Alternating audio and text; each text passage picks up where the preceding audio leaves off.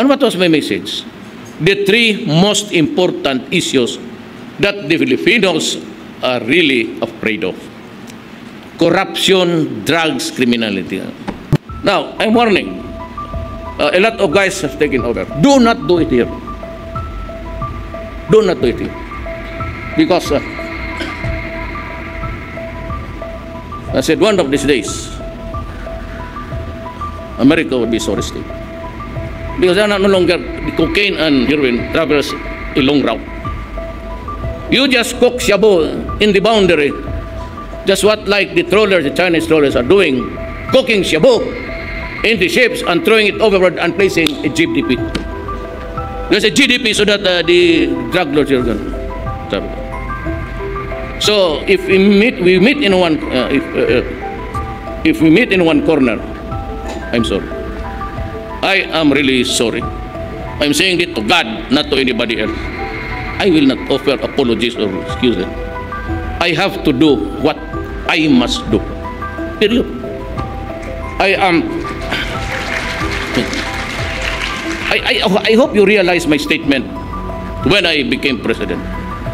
I told you, in the dealing of problems of corruption, drugs, criminality, I make it peaceful for the economy to thrive. I never said that I was an expert in economics. I was honest enough to say I'll take all of my mga kababa, Sunny Dominguez, say childhood friend, Tugade, from Cagayan, Tugigaraw. They're all valedictorians. Pero ako, ordinaryo lang. Pero huwag mo talagang subukan. Huwag mo talagang subukan ninyo because I will not allow my country to sink.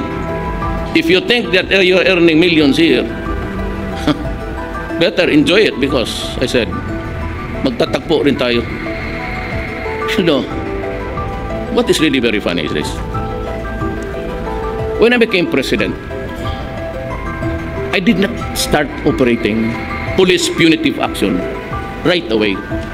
Kapa ako eh. You know why? Because on the first day of my term, I said, give me all the available data of the drug problem. And I found there 9 generals, 9 fucking generals running this show here. So what do you think? But there were already people being killed by the dozens. You go back to the records so that you will be fair. Ngayon basta salita ka lang ng salita.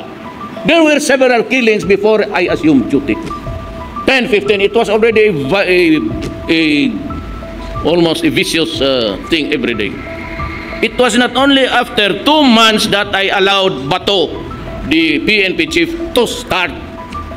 But then, karamihan na, sige, patay. Now that I tell you, I will not name the countries. The funeral parlors complained that there are a lot of bodies piling there in their bodega, and they're almost a warehouse already. Nobody was claiming the bodies. I was not operating yet. Who do you think killed those also? Nobody claimed them because they were all foreigners.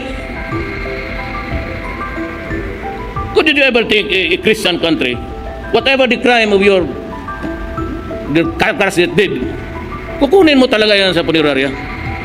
But I said, remember there were complaints of piling up of bodies and nobody was claiming because they had no relatives here. The drug lords of the day, just a piece of meat, carcass, bahala yan. And that was that issue na bakit maraming patay sa punerarya. They kept on pouring formalin because it was already stinking to the heavens.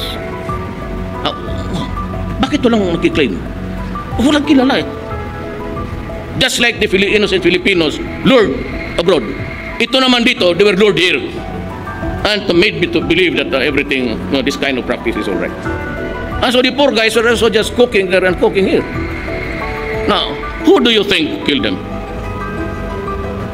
What would be my reason to kill a foreigner? And I said I didn't start it until 2 months later. Problem is people sometimes, there's a word. Please remember it. I'd like everybody chase that. Men judge best when they condemn. That is it.